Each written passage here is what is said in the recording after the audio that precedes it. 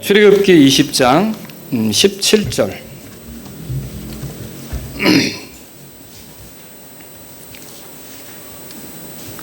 한 목소리로 읽겠습니다. 너는 내 이웃의 집을 탐내지 말라. 너는 내 이웃의 아내나 그의 남종이나 그의 여종이나 그의 소나 그의 낙이나 내 이웃의 소유 중 아무것도 탐내지 말라. 아멘. 자, 여기서 소유라는 말을 찾으실 수 있을 겁니다. 소유.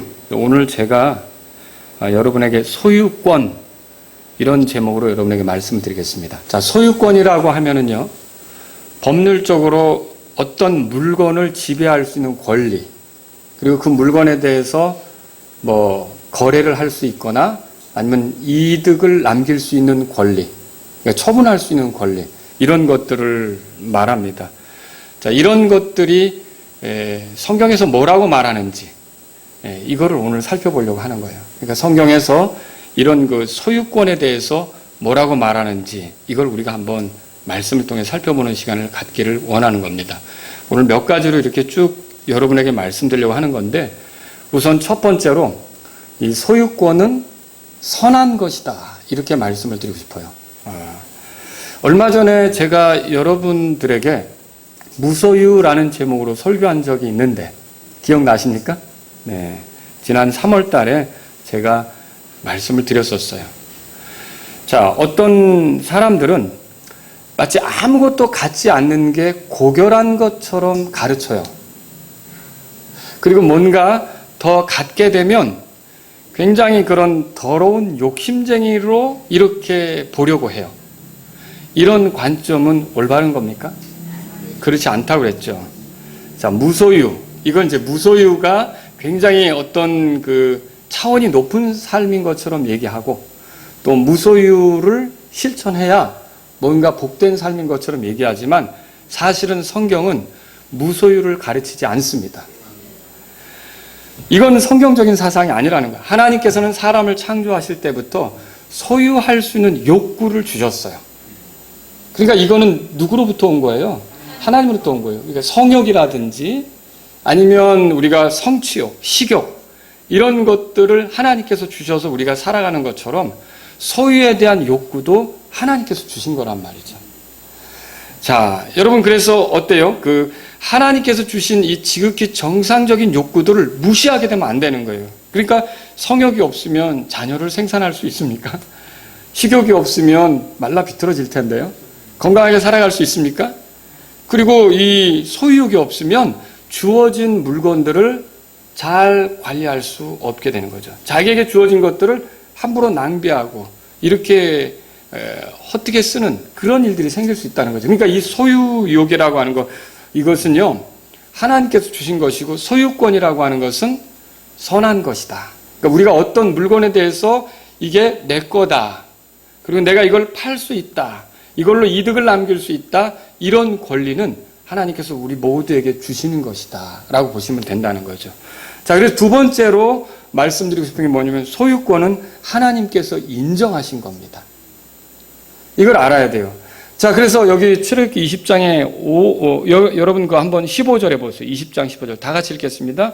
너는 도둑질하지 말라. 그렇게 되어 있어요. 도둑질하지 말라.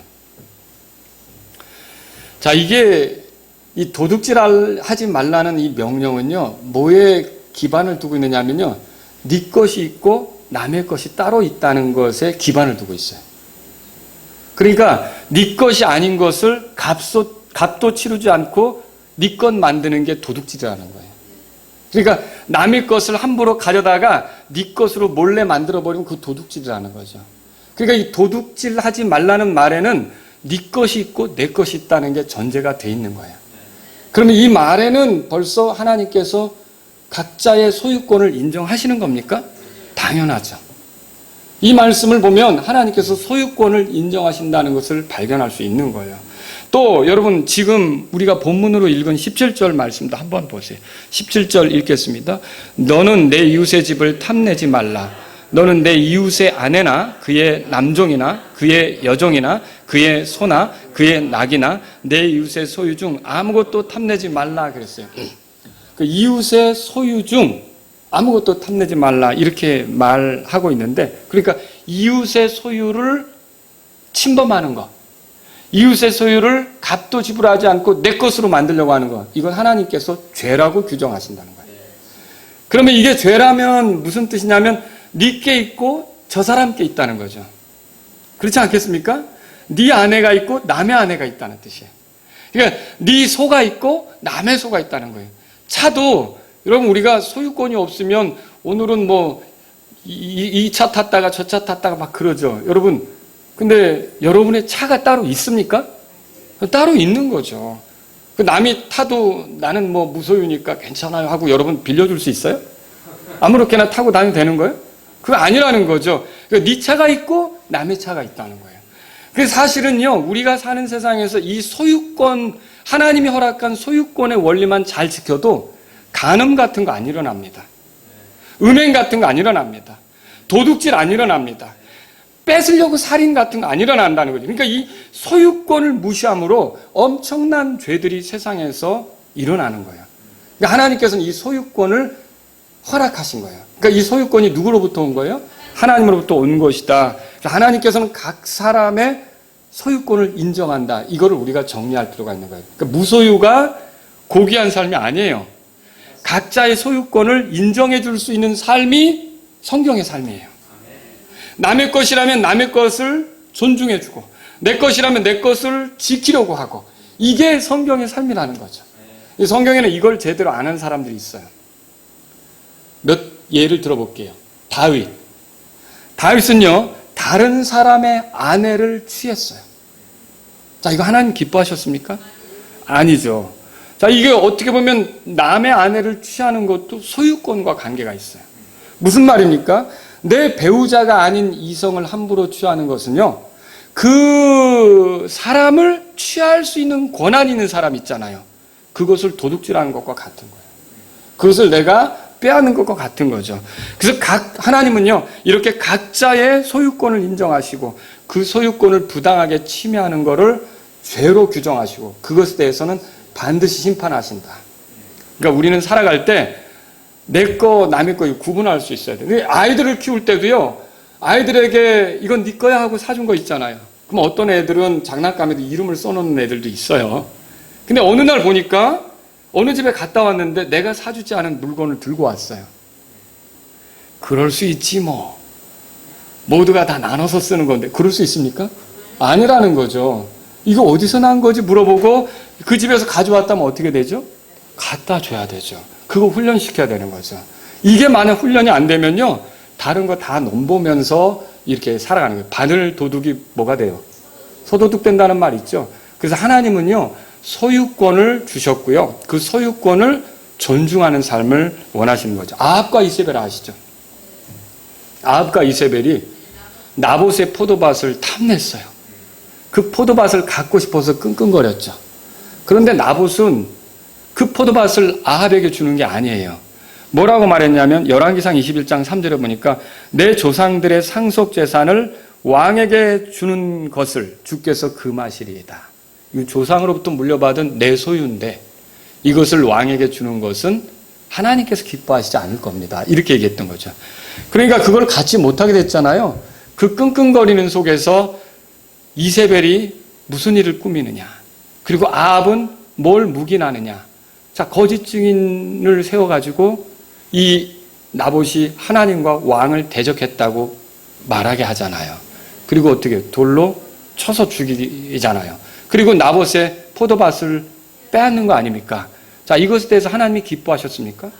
하나님이 엘리야를 통해 아합에게 나타나서 말씀하셨어요. 뭐라 그랬냐면 이렇게 써 있죠. 제가 열왕기상 21장 19절을 읽을게요. 주가 이같이 말하노라.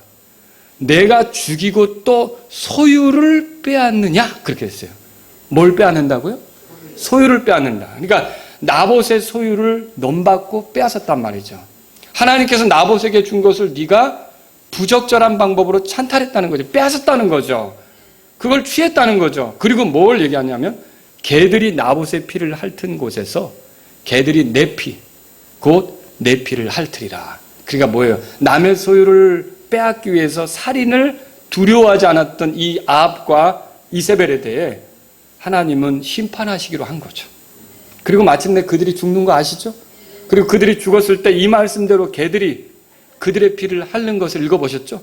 이 모든 말씀들을 볼 때 소유권은 누구로부터 오는 거예요? 하나님께서 주시는 거죠. 그리고 소유권을 무시하고 남의 것을 넘보고 남의 것을 탐하고 남의 것을 취하려고 부정한 방법을 쓰는 것을 하나님 기뻐하십니까? 절대로 기뻐하지 않는다. 성경을 통해서 알 수 있는 거죠. 자, 세 번째로 드리고 싶은 말씀이 있습니다.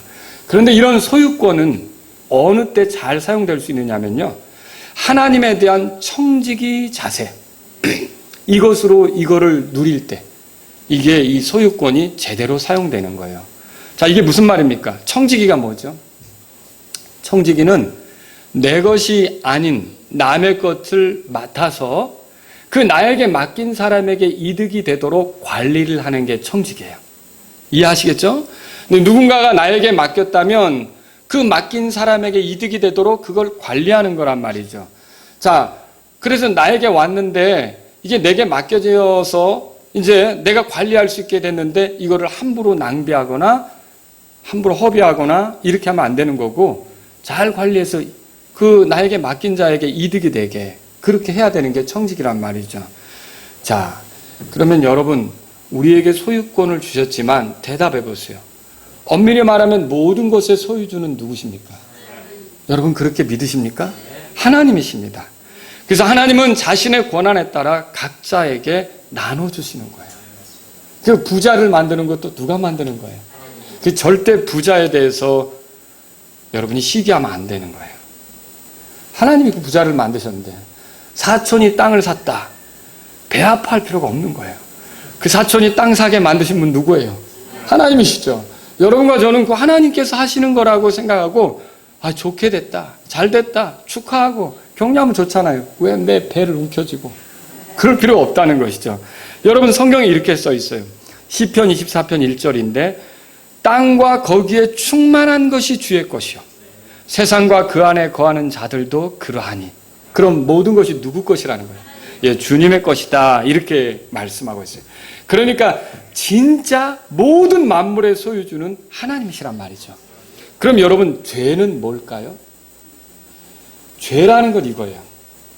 만물의 소유주신 하나님께서 나에게 뭘 주신 거예요. 근데 하나님이 나에게 맡겨서 관리하라고 청지기적인 삶을 살라고 준 거거든요. 근데 이거를 하나님이 나에게 맡겼다는 건 잊어버리고 진짜 내 걸로 생각하는 거예요. 그리고 진짜 내가 주인이라고 생각하는 거죠. 원래 주인은 누군데? 하나님이신데. 그래서 내 멋대로 내게 주어진 것을 쓰는 거예요. 사용하는 거예요. 나의 이득만을 위해서, 그 나의 영원만을 사용하는 거죠. 이게 바로 죄가 되는 거예요.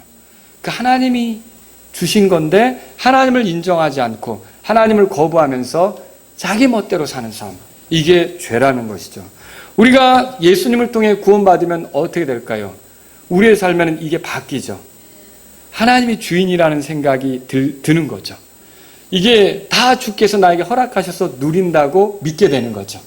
그래서 이 나에게 주어진 것을 어떻게 쓸 것인가? 하나님의 영광을 위해 써야겠다, 이렇게 생각하는 거죠. 그러니까 나에게 주어진 것들을 함부로 합니까? 그렇지 않죠. 관리하는 청지기적인 삶을 살게 된다, 그렇게 말할 수 있는 거죠.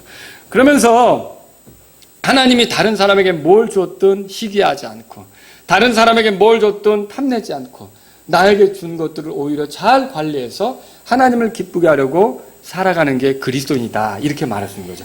그러니까 진짜 소유권이 참되게 누려지려면 우리는 하나님의 청지기다, 이런 믿음이 있어야 된다는 거죠.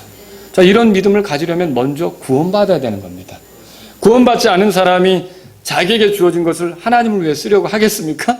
절대 그런 법이 없는 거죠. 자, 여러분과 제가 성경을 통해 보면 이 소유권의 문제를 함부로 다뤄서 교회에서 문제를 일으킨 사람들을 볼 수가 있어요. 고린도전서 5장에 보면 형제라 일컫는 자가 아버지의 아내를 취했다. 여러분, 이거 소유권 문제를 지금 잘못 다룬 거죠. 지금도 교회 안에서든지 아니면 이 세상에서든지 이 소유권의 문제만 정확히 해도 많은 범죄들이 사라질 수 있다, 그렇게 보는 거예요. 그렇게 생각하시겠습니까? 여러분, 그래서 우리 아이들부터 소유권의 문제, 네 거, 남의 거. 이건 네가 취할 수 있는 거, 이건 네가 넘봐서는 안 되는 거. 네가 건드려서는 안 되는 거. 이런 구분들을 지어주는 훈련을 아이들 때부터 해야 된다는 거죠. 여러분 아시겠죠? 그래서 뭐 우리가 그런 경우 있어요. 내 것이 아니면 건드리지 말아야 된다. 네? 건드리지 말아야 된다. 그런 것이죠. 그 내 것이 아닌 것에 이제 눈독을 들이고 있다가 크게 화를 입게 되는 그런 경우들이 있다라고 하는 것입니다. 하나님의 말씀을 보십시오. 신명기 19장 14절에 이렇게 써 있어요. 들어보세요. 너는 주 내 하나님께서 내게 주어 소유하게 하시는 땅에서 그렇게 돼 있어요. 곧 내 상속 재산이 될 내 상속 유업에서 옛사람들이 정한 내 이웃의 지계표를 옮기지 말지니라. 무슨 말일까요? 자, 이렇게 남에게 이만큼 소유로 준 땅이라면 그 지계표를 옮긴다는 건 뭐예요? 내가 내 땅 넓힌다는 거 아닙니까? 그럼 남의 땅 도둑질 하지 말라는 소리예요. 남의 땅 넘보지 말라는 거죠. 그럼 이 말씀을 통해서 우리가 분명히 알 수 있는 건 뭐예요? 하나님께서는 이 소유권을 무시하거나 넘보는 거에 대해서 심판하신다. 기뻐하시지 않는다. 이거를 발견하게 되는 거죠. 그래서 아브라함이 아내 사라가 죽었을 때 장사를 치러야 되잖아요. 근데 매장할 곳이 없는 거예요.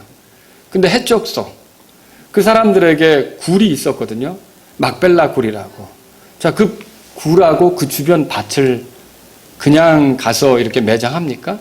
그렇지 않죠. 성경에 읽어보신 분은 창세기 23장 17절에서 은 400세겔을 주고 그것을 매입한 것을 볼 수 있어요. 그러니까 남의 것이었지만 내 소유로 삼을 때 어떻게 했어요? 값을 지불한 거죠. 또 여러분, 야곱이 바단 아람에서 돌아오는 길에 세겜의 그 도시 옆에 밭에 장막을 쳤던 일이 있어요. 근데 그 밭을 그냥 거기에 장막 치고 기거하는 게 아니었어요. 성경의 창세기 3장 19절에 보니까 그 세겜의 아버지 하몰의 자손들의 손에서 돈 100개로 샀다. 그렇게 써 있어요. 그러니까 그 남의 밭이었는데 그것을 자기 것으로 만들 때 어떻게 한 거예요? 값을 주고 매입한 거죠. 그러니까 소유권을 내 것으로 삼을 때는 정당한 값을 지불하고 정당한 방식으로 그렇게 했던 것을 성경을 통해 보게 된다는 거죠. 그건 뭐예요? 소유권을 그냥 뺏는 게 아니라 아합이나 이세벨처럼 그렇게 뺏는 게 아니라 존중했다는 것이죠. 그게 하나님을 기쁘게 하는 것이다. 여러분, 그래서 이 소유권은 존중돼야 된다는 것을 우리가 배우게 되는 거죠. 네 번째로 드리신 말씀이 있습니다. 그럼 하나님은 왜 이런 소유권을 주실까요? 왜 소유를 주실까요? 이런 소유로 하나님께 영광을 돌리며 살도록 그렇게 소유를 주시는 거예요. 그러니까 여러분과 제가 이렇게 돌아보세요. 우리의 삶이 어떻게 시작됐는지. 잠깐 예전보다 내가 더 많은 것들을 갖고 살아간다. 그럼 여러분 감사하셔야 돼요. 아마 태어날 때 여러분이 끌고 다니던 차 안 가져왔을 것이고 태어날 때 여러분이 살고 있는 그런 집 가지고 오지 않았을 거예요. 근데 어느덧 보니까 내가 이 땅을 사는 동안 하나님께서 나에게 소유를 늘리셨죠? 나에게 소유를 주셨죠? 여러분 그거 감사하셔야 되는 거죠. 하나님께서 그렇게 허락하신 거예요. 근데 그렇게 허락하시는 이유가 뭐냐라고 하는 거죠. 베드로전서 4장 보세요. 베드로전서 4장. 자, 하나님께 영광을 돌리며 하나님처럼 살아보도록 그렇게 하는 거예요. 자, 모든 걸 가지신 분이 누구세요? 하나님이시죠? 자, 이 하나님이, 우리는 하나님을 닮은 피조물이에요. 근데 죄 때문에 이게 망가졌잖아요. 근데 예수님을 믿게 되면 하나님의 아들이 되고 하나님처럼 살아볼 수 있는 그런 은혜가 우리에게 주어지는 거죠. 하나님의 아들이 되는 권능이 들어오잖아요. 하나님이 우리와 함께 하심으로, 우리 함께 하시는 하나님 누구예요? 성령님이시잖아요. 이 성령님을 따라 하나님의 어떠하심을 드러내며 살 수 있잖아요. 그러면 여러분이 생각해 보시라는 거죠. 모든 만물을 가지신 분이 누구였어요? 하나님이시죠? 그 하나님은 필요에 따라 우리 형제님에게 뭘 주시고 우리 자매님에게 뭘 주시고 필요에 따라 우리 형제에게 뭘 주고 이렇게 하시잖아요. 그걸 가지고 살아갈 수 있도록 격려하시잖아요. 여러분들이 그런 거 받을 때 기쁘시죠? 위로가 되죠? 생각지도 못한 게 주어질 때 즐겁고 더 열심히 하나님 뜻대로 살아야겠다 그런 마음 들 때도 있잖아요. 자, 그거 보세요. 하나님은 그런 삶을 우리가 살기를 바라시는 거예요. 무슨 뜻이냐면 우리에게 어떤 것을 주셔서 우리가 하나님처럼 누군가에게 나눠주면서 위로가 되게, 누군가에게 주면서 격려가 되게, 누가 그걸 받고 하나님을 찬양하게. 여러분, 그렇게 살아가도록 우리에게 소유를 준다는 걸 믿으셔야 돼요. 하다못해 우리가 우리 아이들에게 어린이날 맞아서 장난감을 사주더라도 아이들이 기쁘거든요. 크리스마스 날이 돼가지고 어렸을 때 우리가 산타는 안 믿지만 이렇게 선물을 사주는 그런 경험이 있으실 거 아닙니까? 근데 그 선물 받고 이런 걸 왜 날 주세요라고 따지는 아이가 있겠어요? 얼마나 좋겠어요. 우리 아빠가 나에게 이런 걸 이제 선물했구나. 여러분, 뭔가 이렇게 가져다 주면 좋은 거 아닙니까? 은우네 집에 뭔가 이렇게 자꾸 갖다 주는 아저씨가 있어요. 그 은우에게 필요한 걸 갖다 주는 아저씨가 있단 말이죠. 근데 사실은 아버지가 뭔가를 주문해서 택배 아저씨가 가져다 오는 건데 그냥 택배 아저씨가 좋은 거예요. 저 아저씨는 왜 갖다 주지? 말하자면 여러분, 이게 뭔가 이렇게 준다는 거, 받는다는 거, 이건 크게 격려가 되는 일 아닙니까? 기분 좋아지고 정말 위로가 되고 이렇게 되는 거 아닙니까? 베드로전서 4장 보세요. 거기 10절에 보세요. 다 같이 읽겠습니다. 각 사람이 선물을 받은 대로 하나님의 여러 가지 은혜를 맡은 선한 청지기로서 서로 그 선물을 써서 섬기라. 자, 선물을 받은 대로 하나님께서 우리에게 주신 것들이 있죠. 자, 그리고 선한 청지기로서 그걸 받았는데 누구 거예요? 원래는 누가 주신 거예요? 하나님이 주신 거죠. 그게 하나님께 이득이 되게, 하나님께 영광이 되게 그걸 쓰라는 거죠. 그리고 그 다음 구절 보세요. 다 같이 읽겠습니다. 누구든지 말하려거든 하나님의 말씀들을 말하는 것 같이 하고, 누구든지 섬기려거든 하나님께서 주시는 능력으로 하는 것 같이 그 일을 하라. 이것은 모든 일에서 예수 그리스도를 통해 하나님께서 영광을 받게 하려 함이니 그분께 찬양과 통치가 영원 무궁토록 있기를 원하노라. 무슨 말이에요? 우리가 뭘 말하든지 무슨 일을 하든지 누구처럼 하라는 거예요? 하나님처럼 하라는 거죠. 결국 우리에게 주어진 소유도 이렇게 하나님처럼 해보라고 사실은 주는 거예요. 없을 때는 못 하잖아요. 근데 있을 때는 할 수 있잖아요. 하나님처럼 베풀어 볼 수 있잖아요. 은혜도 베풀 수 있잖아요. 저 사람 나에게 뭐 해준 건 없지만 딱한 사정을 보고 하나님 나에게 은혜 베푸듯이 내가 뭔가를 이렇게 할 수도 있는 거 아닙니까? 한번 그런 삶을 살아보라고 하나님께서 나에게 사실은 소유를 주는 것이다. 여러분, 그래서 소유는요, 주님과 주님의 일을 위해 드릴 수 있게 하는 게 소유예요, 소유. 자, 소유가 있다는 것은 줄 수 있는 형편에 있다는 거예요. 소유가 없으면 여러분, 없는 것을 요구하지는 않잖아요. 도둑을 만났을 때 강도가 없는 거 내놔 이렇게 아니에요? 뭐라 그러죠? 있는 거 내놔 이러죠. 그죠? 그러니까 우리가 누군가에게 뭔가를 줄 수 있다는 건 뭐예요? 내게 있다는 거 아닙니까? 여러분, 하나님께서 왜 우리에게 있게 하시느냐는 거예요. 그건 주라는 뜻이에요. 베풀라는 뜻이에요. 그래서 성경에 보시면요, 사도행전 20장 35절에 읽어드립니다. 내가 너희에게 모든 것을 보여주되 곧 너희가 마땅히 이렇게 수고하여 약한 자들을 지원하고, 수고하면 소유가 생기죠. 그 소유로 약한 자들을 지원하고 이렇게 말하고 있어요.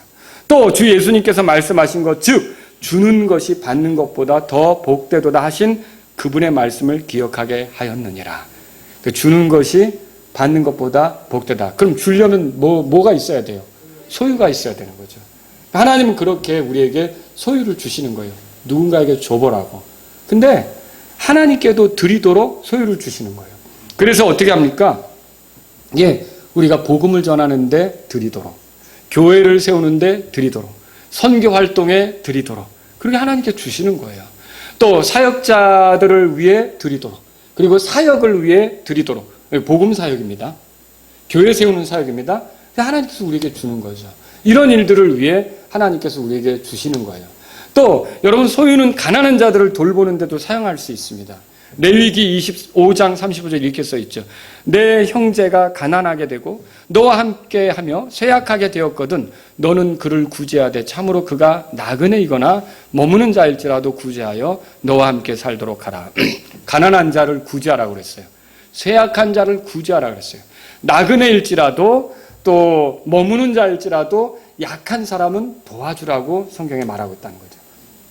이렇게 우리가 누군가를 돕도록 하나님께서 우리에게 소유를 준다는 것을 알아야 돼요. 자, 또 여러분, 소유는 적절한 투자로 큰 소출을 낼 수 있습니다. 그 소유는 그래서 주는 거예요. 여러분, 우리가 가진 것을 잘 사용하면 더 많은 이득을 남길 수 있다는 거 아십니까? 예를 들어 농사를 짓는데 그냥 손으로 낑낑거리는 것보다 트랙터를 구해가지고 촉촉촉촉촉 한다 그러면 더 많은 소출을 얻을 수 있잖아요. 근데 소유가 없으면 그거 못 하잖아요. 근데 내게 소유가 있어서 그런 것들을 산다. 그러면 더 풍성한 소출을 얻을 수 있는 거죠. 낚시를 하는데 고기잡이 하는데 뗏목을 만들어가지고 그냥 한 마리씩 하는 게 아니라 배도 사고요. 그물도 사고요. 장비도 마련해서 구하면 더 많은 물고기들을 얻어서 이득을 남길 수 있지 않습니까? 여러분, 하나님은 왜 우리에게 소유를 주시냐면 더 많은 이득을 남길 수 있도록 해보는 거예요. 그러니까 이게 늘어나는 거, 심는 대로 늘어나는 거, 이것들을 하나님 말씀의 성취를 보여주기 위해서 우리에게 소유를 주는 거죠. 그래서 여러분이 2달란트를 남길 수 있었던 것은 2달란트가 없으면 남겨요? 못 남기죠. 5달란트를 남긴 거는 5달란트 없으면 남겨요? 못 남기죠. 어떤 사람이 10문화 남기고 어떤 사람이 5문화 남기는 건 1문화씩 안 받으면 남길 수 없는 거라는 거죠. 근데 이런 것들을 받아서 이게 내 소유가 되게 하는 건 하나님께서 언제까지나 그 방식으로 사는 게 아니라 더 풍성한 소유를 경험해 보도록 이렇게 하는 거라는 거죠. 이걸 우리가 성경을 통해 배울 수 있는 거예요. 또 소유는 미래를 준비할 수 있게 합니다. 우리는 내일을 알아요? 몰라요? 모르죠. 여러분, 자동차 운전하는 사람들 보험 안 들고 다니십니까? 보험 들어요. 왜 그렇죠? 언젠가 일어날지도 모르는 사고 때문에. 근데 1년간 자동차 보험을 들었지만 사고 안 나고 가는 해도 있어요.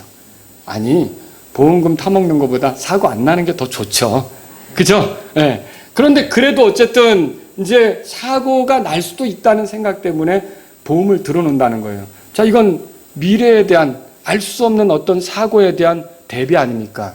여러분, 우리가 가진 걸로 그런 걸 할 수 있는 거예요. 예를 들자면 갑자기 목돈이 필요할 수 있고 갑자기 어떤 사고가 생겨서 내가 예전처럼 일할 수 없을 수도 있고 이렇기 때문에 우리는 우리의 소유를 가지고 저축을 들기도 하고 투자를 하기도 하고 또는 보험을 들기도 하고 연금을 들어놓기도 하는 거예요. 여러분, 국민연금 다 드시잖아요. 직장 다니시는 분들은 또 회사에서 연금을 드는 것도 있을 거고 왜 이런 걸 하느냐는 거죠. 이런 것들은 다 이제 나중에 일을 할 수 없는 그런 힘이 빠질 때 이런 것들로 살아갈 수 있도록 하기 위해서 그런 이제 모아놓는 일을 한단 말이죠. 그러니까 이렇게 우리의 소유는 그런 것들을 준비하기 위해서 필요한 것이 된다. 하나님께서는 우리가 그렇게 살아가도록 그런 것들을 주신다고 여러분은 믿으셔야 되는 거죠. 5번째로 드리신 말씀이 이거예요. 소유에는 그런데 이렇게 소유권에는 죄의 유혹이 끼어들 수 있어요. 자, 이거 조심하셔야 돼요. 자, 성욕도 잘못 사용하면 음행이 되는 것처럼 소유욕도 잘못 사용하면 여러 가지 문제를 일으키게 됩니다. 그러니까 이거를 잘 사용할 수 있어야 돼요. 어떤 것들이 있죠? 더 많이 소유하고자 부당한 방법을 쓰는 거예요. 아합과 이세벨이 그랬죠? 예. 여러분, 얼마 전 중국산 배추를 해로운 물에 담궜다가 꺼내는 거 영상 보신 분 있으세요? 거기 남자가 벗고서 들어가가지고 막 그 배추 같이 씻어내고 있죠. 끔찍한 일이죠. 그리고 저는 언젠가 식당에 집사람하고 가서 칼국수를 시켰는데 김치가 나온 거예요. 근데 어디 산인가 보니까 중국산인 거예요. 근데 젓가락이 그쪽으로 안 가더라고요. 이게 잘 안 가지는 거예요. 근데 그런 식으로 어떤 돈을 버는 거는 하나님이 기뻐하십니까? 그렇지 않다는 거죠. 저는 또 그것도 보게 된 적이 있어요. 박스 껍데기 있잖아요. 박스. 그 라면 박스 이런 거. 이런 걸 다져요. 다져요. 칼로. 곱게. 많이 부시는 거죠. 그리고 고기 우린 그 물 있죠? 고기물. 이거를 섞어요. 그리고 밀가루 속에 그걸 넣어요. 다른 거, 속하고 섞어가지고 그걸 만두로 파는 거예요. 근데 고기 맛이 나긴 나요. 근데 먹는 건 고기가 아니고 박스 껍데기가 들어가는 거예요, 말하자면. 중국에서 그렇게도 돈을 버는 사람들에 대해서 본 적이 있어요. 야, 그거 다 하나님이 심판하실 일입니다. 더 많은 소유를 얻겠다고 이런 부당한 방법을 쓰는 건 죄란 말이에요. 또 더 많이 소유하고자 속임수와 거짓을 사용하는 건 뭐예요? 이것도 죄예요. 보이스피싱. 이거는 지옥불에 떨어질 죄예요. 그러니까 이거 혹시 이 지금 오늘 제가 하는 설교를 듣는 보이스피싱을 하는 사람이 있다면 당장 중단하셔야 돼요. 왜 그러냐면 이거는 지옥불에 떨어질 수밖에 없는 죄예요. 요한계시록 21장 8절에 그러나 두려워하는 자들과 믿지 않는 자들과 가증한 자들과 살인자들과 음행을 일삼는 자들과 마법사들과 우상숭배자들과 모든 거짓말쟁이들은 불과 유황으로 타는 호수에서 자기 몫을 받으리니 이것이 둘째 사망이라. 고객님 이렇게 하면서 여기가 어딘데요? 하면서 이렇게 전화가 오는 거 있잖아요. 아닌데 돈 뜯어먹으려고. 여러분 이런 사람들은 부당한 방법, 거짓으로 소유를 넓히려고 소유를 더 많이 가지려고 하기 때문에 이게 죄가 되는 거예요. 또 더 많이 소유하고자 가난한 자들을 학대하는 거, 착취하는 거죠. 이것도 죄가 되는 거예요. 그들에게 합당한 대우를 해주지 않고 그들을 괴롭히면서 사는 거죠. 자기가 더 많이 소유하고자. 자, 잠언 22장 16절 이렇게 써 있어요. 자기 재물을 늘리려고 가난한 자를 학대하는 자와 또 부자에게 주는 자는 반드시 궁핍하게 되리라. 그러니까 재물을 늘리겠다고 가난한 자를 학대하는 자는 하나님께서 그를 궁핍하게 만들어 버리신다고 써 있어요. 버는 것 같지만 다 어디로 새나갈 거예요. 그게 어디론가 다 빠져나간단 말이죠. 그러니까 이것은 죄가 된다는 거죠. 더 많이 소유하고자 값을 치르지 않고 남의 것을 자기 것으로 만드는 거, 이것도 죄예요. 이거 도둑질이죠? 도둑질이란 말이에요. 전쟁을 통해서 얻는 노량물은 성격이 좀 다릅니다. 하나님께서는 노량물을 나누도록 허락하신 부분이 있어요.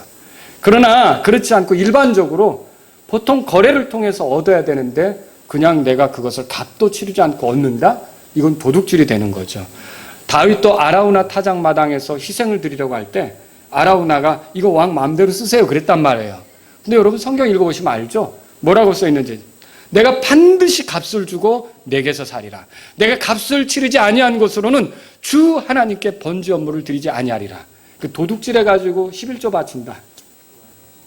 야, 이게 도둑질했는데 10분의 1은 하나님 거?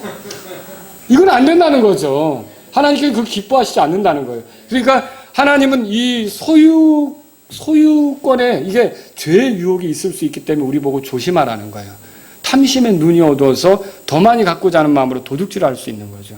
또 더 많이 소유했다는 이유로 적게 소유한 사람을 업신여기는 거. 이것도 죄의 유혹이죠. 초기 교회에도 이런 문제가 있었어요. 야고보는 이렇게 썼죠. 야고보서 2장 6절에 그러나 너희는 가난한 자들을 업신여겼도다. 부자들은 너희를 학대하고 재판석 앞으로 너희를 끌고 가지 아니하느냐. 가난한 자를 학대하는 자기가 좀 더 있다고 해서 그런 부자는 죄를 짓는 거라는 거죠. 자기가 얻은 것이 누가 주신 거예요? 하나님이 주신 거라면 겸손해야죠. 그리고 아직 못 가진 사람들에게 격려가 되도록 나누면서 이렇게 살아갈 수 있는 사람이 돼야 되는 거죠. 자, 더 많이 소유했다는 이유로 우쭐대는 거, 교만한 거, 이것도 죄의 유혹이에요. 잠언에도 이것에 대해서 두려워하는 기록자의 모습이 소개되고 있어요. 내가 배불러서 주를 부인하고 말하기를 주가 누구냐 할까 염려하며 또 내가 가난하여 도둑질하고 내 하나님의 이름을 헛되이 취할까 염려하나이다 그랬어요. 그러니까 내가 배불러서 많이 가져가지고 주가 누군데 이렇게 할까 봐 두렵다고 그랬잖아요. 이게 부자들은요, 그래서 하늘나라 가기가 쉽지 않다는 말씀이 성경에 있어요. 부자가 하늘나라 못 간다는 말이 아닙니다. 부자도 하나님 나라에 갈 수 있습니다. 하늘나라에 갈 수 있습니다. 아브라함도 하늘나라에 가는데 아브라함 부자요, 거지예요? 부자죠. 야곱은 부자요, 거지예요? 부자죠. 부자도 천국에 갑니다.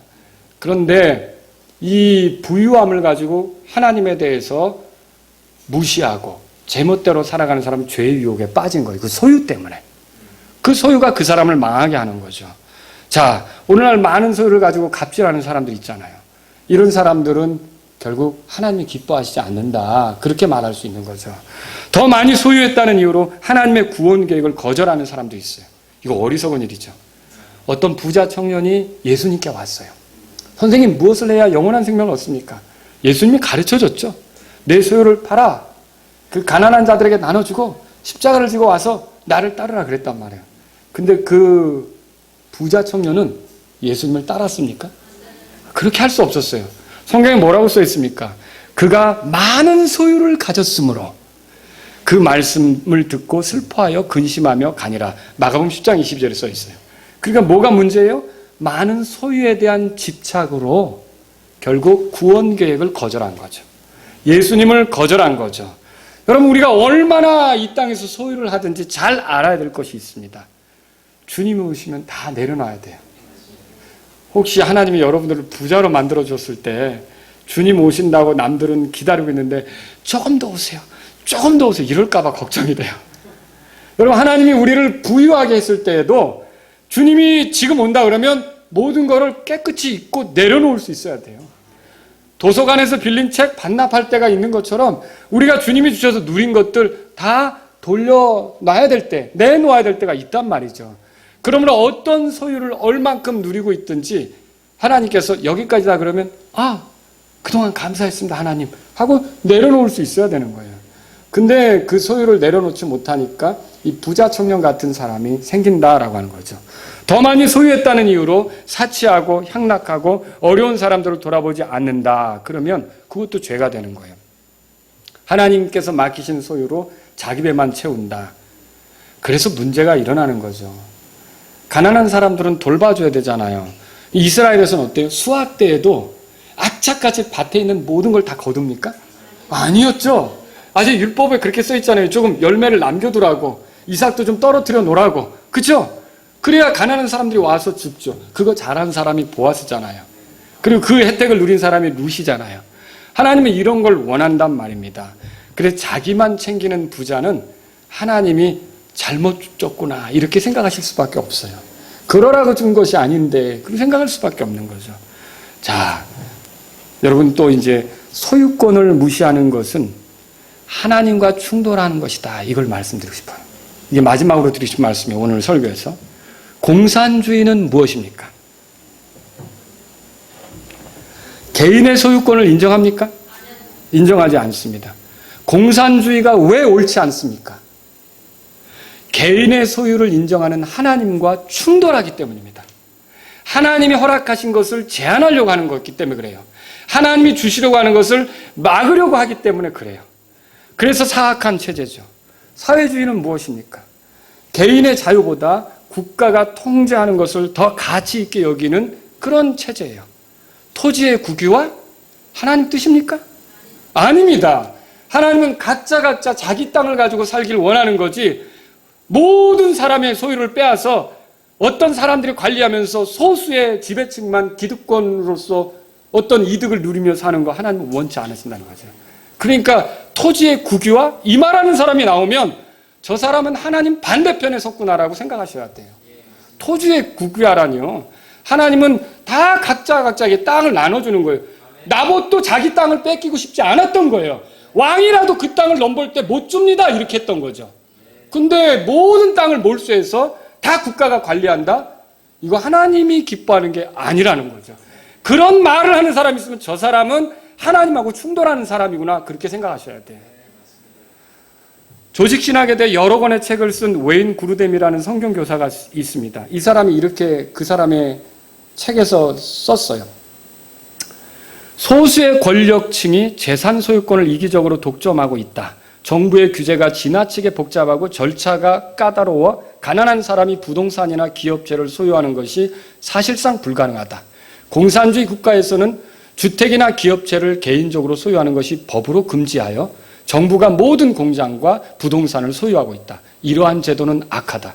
국민이 몇 가지 개인 물품 이상을 소유하지 못하게 하고 그럼으로써 국민이 재산이나 주택이나 기업체를 소유함으로 하나님을 영화롭게 할 기회를 얻는 것조차 막고 있다. 이게 악이란 말이죠. 예수님을 믿는다면 공산주의를 지지할 수 있습니까? 그거 이상한 거예요. 믿는다는 말이 거짓이에요. 공산주의에서는 개인이 회사를 가질 수 있어요? 개인이 공장을 차릴 수 있어요? 자기가 원하는 집을 분양받을 수 있냐고요? 이거 쉽지 않은 겁니다. 여러분, 이게 국가의 통제를 받아야 되는, 북한에서 삼성 같은 기업이 나올 수 있다고 보십니까?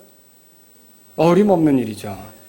집을 몇 채 소유하는 것에 대해서 제한하는 법, 이거 하나님이 기뻐하시지 않습니다. 여러분과 저는 이거 잘 알죠. 2채를 갖든 10채를 갖든 상관없는 거예요. 얼마든지 노력하면 여러 채 가질 수 있다는 생각을 가져야 되는 거예요. 물론 여러분들은 아무리 노력해도 한 채도 못 갖는 시절인데 그렇게 말할 수도 있어요. 그러나 우리에게는 우리가 언제까지나 그렇게 사는 게 아니라 우리 자녀도 돈을 번다면 여러 채를 가질 수 있는 거 아닙니까? 그죠? 그런데 한 채까지밖에 못 갖는다. 이거는 하나님이 소유권을 주신 것을 제한하는 거죠. 땅은 이만큼밖에 못 산다. 이거는 하나님의 소유권을 제한하는 거죠. 이런 식의 생각을 하는 사람들이 나오면 하나님 반대편에 섰다고 믿으셔야 돼요. 소유권은 누가 주신 거예요? 하나님이 주신 거예요. 마귀는 이 소유권을 제한하려고 해요. 통제하려고 해요. 그 소유권을 가지고 하나님께 영광 돌리는 걸 원치 않아요. 그래서 저와 여러분들은요, 이런 하나님께서 허락하신 소유권을 제한하려고 하는 시도가 나타날 때마다 이거에 대해서 기도하셔야 돼요. 이건 옳지 않다. 이거는 하나님이 기뻐하시지 않는다. 여러분, 그래서 우리가 공산주의가 왜 성경하고 맞지 않는지, 왜 하나님이 기뻐하시지 않는지를 여기서 배워야 되는 거죠. 오늘 제가 이 말씀을 드렸는데요. 여러분, 말씀을 마치면서 소유권을 주신 하나님께 감사하라고 말씀을 드리고 싶어요. 그리고 이렇게 소유할 수 있는 세상에 살게 하신 거 하나님께 감사하시기 바랍니다. 하나님께서 내게 주신 것들이 무엇인지 돌아보십시오. 내가 가진 것들로 인해 하나님께 감사하십시오. 근데 또 어떤 분들은 저는 그렇게 많이 갖지 못했어요. 그래도 가진 게 있어요. 없겠습니까? 만약 정말 없다면 여러분이 영원한 생명을 가진 것으로 인해 하나님께 감사하십시오. 영원한 생명을 가지셨습니까? 또 하나님께서 내가 하나님을 섬기도록 어떤 재능을 주셨다고 믿습니까? 감사하십시오. 하늘나라가 여러분의 것입니까? 감사하십시오. 목사님, 저는 아직까지 한 채도 없어요, 집이. 여러분은 왜 한 채가 없습니까? 여러분 몇 채가 있는지 아세요? 적어도 그리스도인은 세 채 이상이에요. 세 채 이상이에요. 우선 하나님의 집이 여기 있잖아요.